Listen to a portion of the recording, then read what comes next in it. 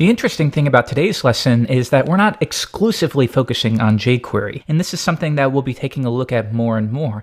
It's important to remember that jQuery is not this magical black box that is capable of everything. It does a couple things really, really well, maybe better than any other library, and those things are working and manipulating the DOM and working with asynchronous operations like AJAX. jQuery is perfect for that. However, for other things such as structuring your code or templating, you'll want to take a look at different tools that were made specifically for that purpose.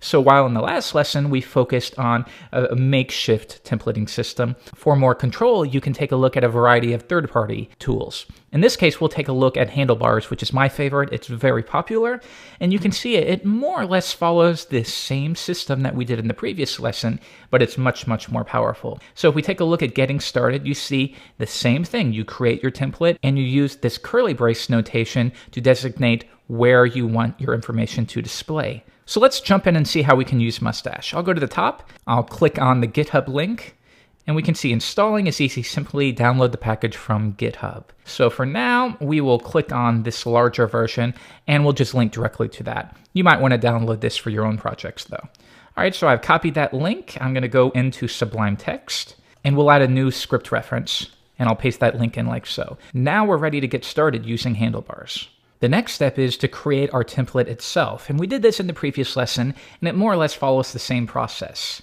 Now I've saved this to a snippet, and you probably should too in your favorite editor. Now you'll notice that we give it an ID, template, that's fine for now. And once again, we give it a type of text/x handlebars template. This is just a convention, what they want you to use, and that's fine. Now within here, we can create our template as we normally would. So maybe we're going to have some tweets. So we'll say UL tweets. This is where the tweets should be displayed. And what we'll do here is to make it a little easier to understand, we're going to place the script within here. And that way it's easy to tell that this template corresponds to the tweets. And now within here, we can create our templates. So we'll have the tweet itself, something like that. But we should also have a thumbnail for the author. So we'll place that at the top and we'll say thumbnail. And then maybe within a paragraph tag, we'll have the tweet itself. Okay, and we'll keep it simple for now. So now we need to figure out how can we use Handlebars to bind data. So right here at the bottom, we'll create a self-invoking anonymous function. Now I want to take a quick note. I've gotten a lot of questions of why we're using a self-invoking anonymous function rather than document.ready. I guess you've read books that say you need to do this, and this is fine, but what you need to know is document.ready is a way of saying when the DOM is ready to be manipulated, then execute this callback function.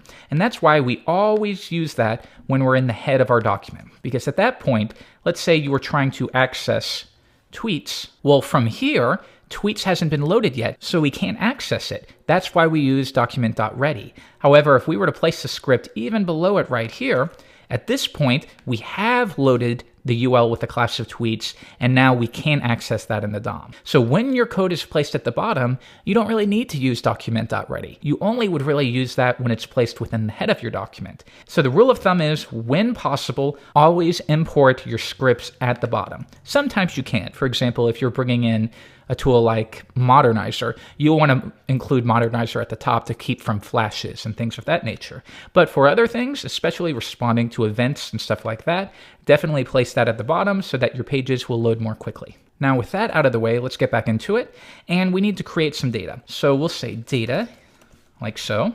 And for now, we'll have thumbnail. And you know what? Because we're making this up, let's just do author at the top, and we'll place that within an H2. That way I don't have to hunt down an image. But later, we will take advantage of the Twitter API itself, and we can do that. This just makes it easier on me.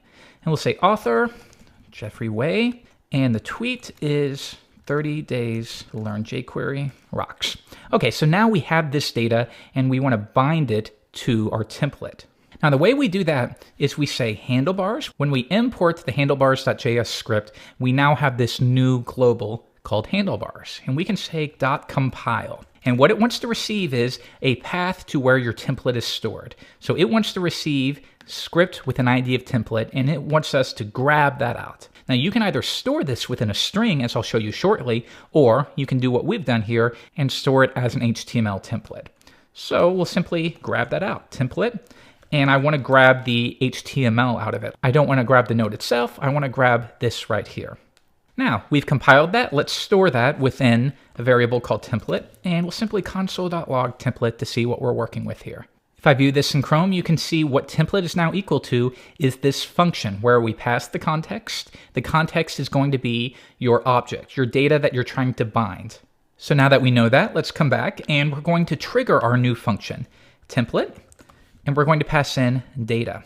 Now let's store this within a variable just for now called temp, temporary variable, and we'll console.log that. One more time, and now you can see we've updated our template. So what this does is we say handlebars, take the template that we've created right here and compile it. And that gives us this new function that we can trigger. Then when we call the function, we pass in our object or our data, and then it takes that data and dynamically attaches it to our little variables here within the curly braces. And then at that point, we would append it wherever we need to. If we need to add it to the body, you could say document.body.append the results of this function. Now we reload and we get that on the page. But we know that we actually want to place it within the UL with a class of tweets. So instead we can change that to UL tweets. Reload the page, and now let's view this. And you can see we have our UL with the class of tweets. We have our template. And that's a nice way for the web designer or whoever's not working with the JavaScript as much to tell, okay, within here, we're going to have a list item, we're going to have a heading to and a paragraph, and that's a lot easier to style rather than using string concatenation to create that HTML manually, in which case the web designer doesn't really know what you're working with until he views it in the browser. So then our code compiles and we throw our list item into the DOM where we asked. So now at this point, if we want to have an array of objects, let's go and do what we did last time. I will copy this object, paste it in again, and we'll change the author to John Doe. Now, if I come back and reload the page, you're not going to get anything. And this is where it's going to be a little different from our makeshift solution. Because we have more control, we need to be a little more specific. At this point now, we have passed an array. So right now, it's trying to bind an author property to the array, but it's not available. So the easiest way to get around this is we filter through the items in the array. So at the top, I'm simply going to say, for each, notice I'm using this pound sign. This is how we can do if or unless or each statements. And we'll say for each, and we're going to say this at this point. Because this array, if this were a property, and you had a property called data and its value was equal to this array, you could say for each data. And then you could access author and tweet for each one of them. But in this case, this object isn't assigned to a property name, so we're going to say for each this. And this will refer to what we have passed. So we have this array. This is all the template has to work with. So we're going to say for each this, referring to the array, for each item in the array. And now we need to designate the end. If you're familiar with PHP, a for statement or for each, very much the same thing. And notice we close it by doing / and then the name. So curly brace, / each. And now you'll see that that is loaded successfully. Now, what if we come back here and this tweet contains HTML? So we'll wrap 30 days within strong tags. Now watch what happens. We reload, you'll see that Handlebars automatically takes care of the escaping. Now in this case, if you want to actually take that HTML and render it, in that case, right at the top, rather than 2 curly braces, you would wrap it within 3 on each side. And now you'll see that it's no longer escaped. That's a good thing to know.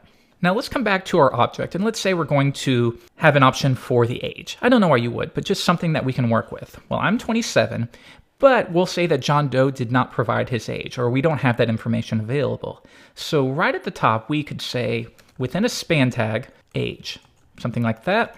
We'll go to the top, style, and we'll say h2 span, color is gray, font size is 0.8 ems.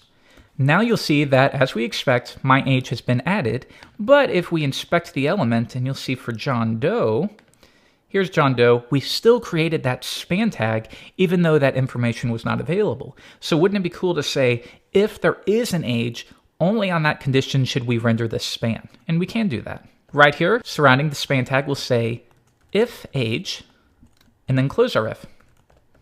Just like that. One more time, reload, and let's see if it worked. We'll click on John Doe, open it up, and notice the span tag is not rendering. But we do have that dash, so we would probably want to take that dash out and place it like so. There we go. Now I have an age, but John Doe does not. And as soon as we add one for John Doe, age 45, now that's been added on. Now I encourage you to take a look at the documentation. We're not going to cover everything. I want to give you a quick dose of what you will do in most situations. And then for anything specific, you can refer here for lots of examples. But let's take a look at a couple more things. We know that we can do if, we know that we can filter through an array. We can also do things like unless. Now, Ruby developers will be familiar with unless. Maybe if you're from PHP or you stick with HTML and JavaScript, you won't. Unless is the exact same thing of if not. So we know we can say, like in JavaScript or PHP, if not something, then do this. Well, that's the same thing in some languages as saying unless something, then do this. Now with Handlebars, we can do the same thing. So to give you an example of this, let's add something to our template that we know we're not going to receive. So I will say unless quote, and we'll close that out. If there's not a quote, then we'll say, this is a little ridiculous, but we'll say author does not have a quote. So let's try that out. Reload the page. Neither of them have a quote, so that's been added. But if we add a quote, we'll add one for me. Never, ever, ever, ever give up. You'll see that it's no longer displaying for me because unless, if not, this is the same thing as saying, if there is not a quote, then add an H5. Well, we go to me. Nope, there's a quote, so we're not going to add that. But for the next one, nope, there's not a quote. So in that case, we show the H5.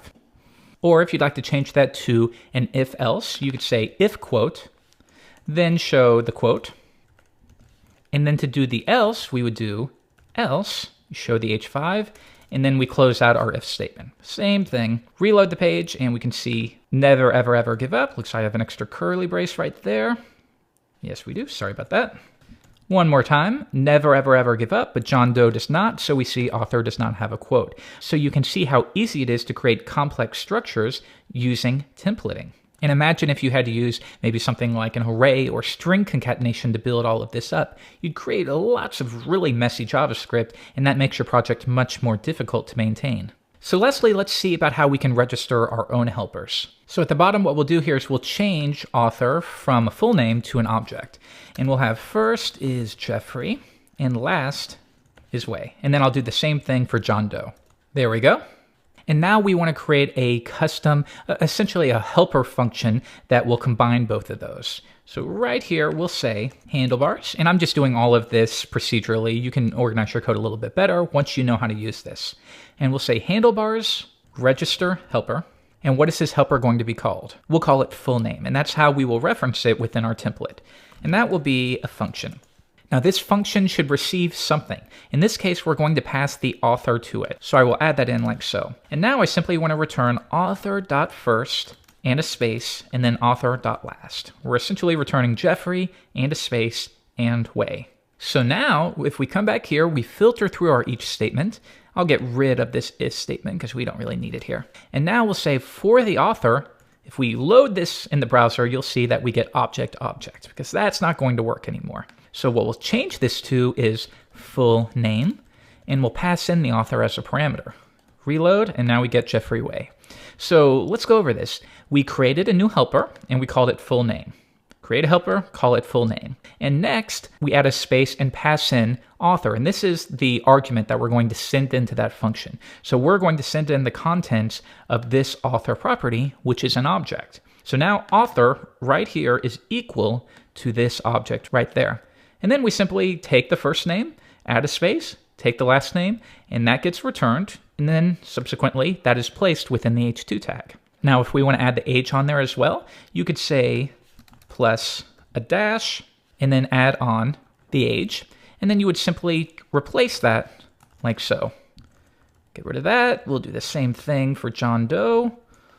And finally, let's make sure we reference that with author.age. So let's come back to Chrome, and there we go. Jeffrey Wei 27, John Doe 45. Okay, so this has been a very simple example, but it's important to understand just the basic concepts of how you would use the template, how you can determine whether or not to display certain markup or data based upon whether it's available within the context. You'll often see this referred to as context, and that's fine. That works too. It's just a name.